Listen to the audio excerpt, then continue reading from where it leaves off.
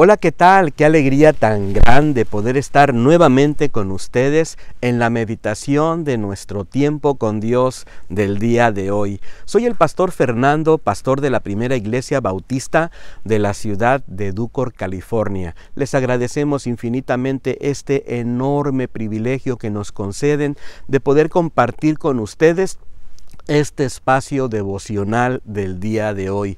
Gracias por suscribirse a nuestro canal. Muchas gracias por compartir este devocional con otras personas. El día de hoy nos corresponde meditar en Primera de Samuel, capítulo número 17, partiendo del versículo número 50 hasta el versículo número 58. Le hemos titulado a esta meditación de la siguiente manera: más que victoriosos, más que victoriosos. Vamos a observar entonces cómo David logra vencer a ese gran gigante llamado Goliat, y ahora está a punto de terminar el trabajo que él había comenzado cuando con esa honda y con esa piedra había logrado derribar al gigante. Ahora corre hasta donde se encuentra el gigante, va a sacar la espada y le va a cortar la cabeza. Y sabes, cuando yo miro esta ilustración, me viene a la mente que muchas veces nosotros también enfrentamos gigantes en nuestra vida.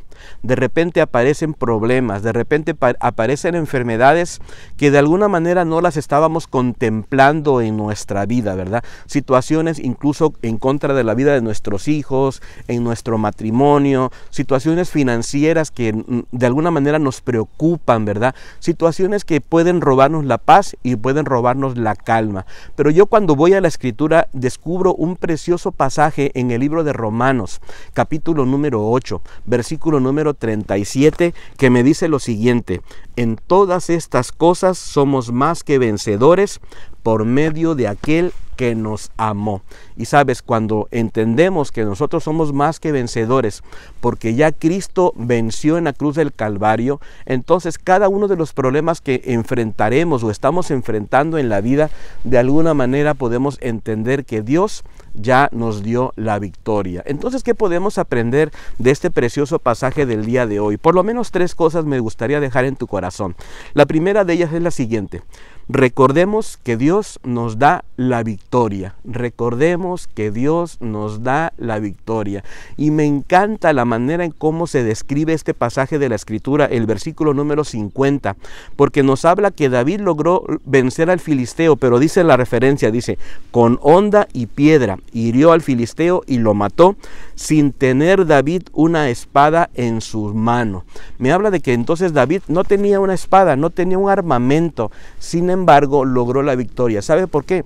Porque Dios se la concedió. De esa misma manera, nosotros cuando enfrentamos estos desafíos de la vida, cuando enfrentamos esas circunstancias a veces que son tan pero tan complicadas, podemos descansar en que Dios nos ha dado a nosotros la victoria. ¿Qué tenemos que hacer? Bueno, yo creo que lo que tenemos que hacer es utilizar esas herramientas, esos recursos, esas habilidades que Dios nos ha dado a cada uno de nosotros. Dice la Escritura que David tenía una honda y tenía una piedra. Eran sus recursos de pastor. Él con esa herramienta él derribaba osos y mataba también leones. ¿Sabe por qué? Porque de alguna manera él estaba practicando en su cotidianidad a través de esas herramientas. Y tú también tienes habilidades y tú también tienes herramientas que Dios te ha dado para poder lograr la victoria. ¿Y qué tenemos que hacer? Bueno, vamos a usarla y también vamos a asegurarnos que aquello que hemos comenzado también lo terminemos. Como dice el versículo número 51,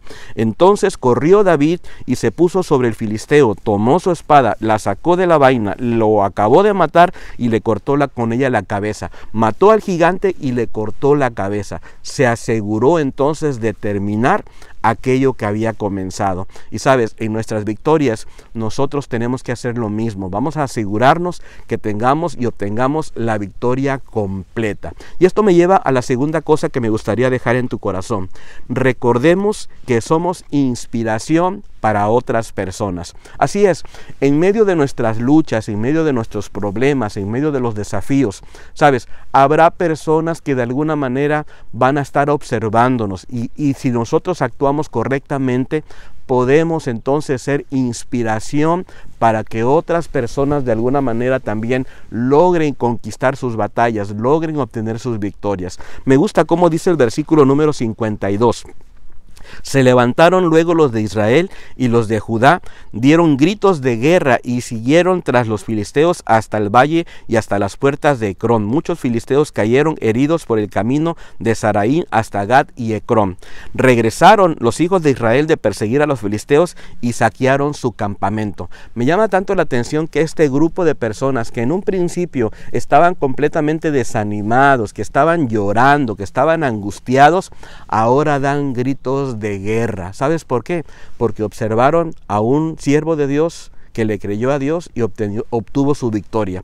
Observaron a un David que logró matar a ese gigante. Y sabes, habrá personas a nuestro alrededor que de alguna manera nos están observando y nosotros podemos ser inspiración para la vida de cada una de estas personas. Nuestras acciones, nuestras actitudes afectan de manera positiva o de manera negativa a otras personas. Y me detengo aquí y te hago una pregunta.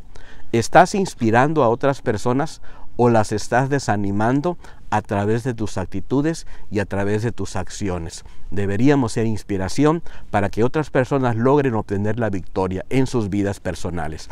Y esto me lleva a la tercera y última cosa que me gustaría dejar en tu corazón.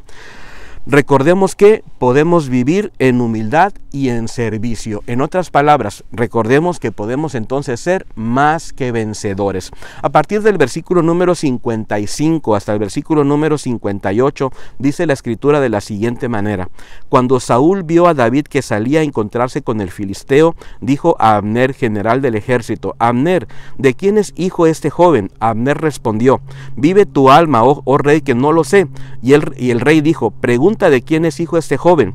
Cuando David volvió de matar al filisteo, Abner lo tomó y lo llevó ante Saúl. David llevaba en su mano la cabeza del filisteo. Saúl le preguntó: muchacho, ¿de quién eres hijo? David respondió: soy hijo de tu siervo Isaí de Belén.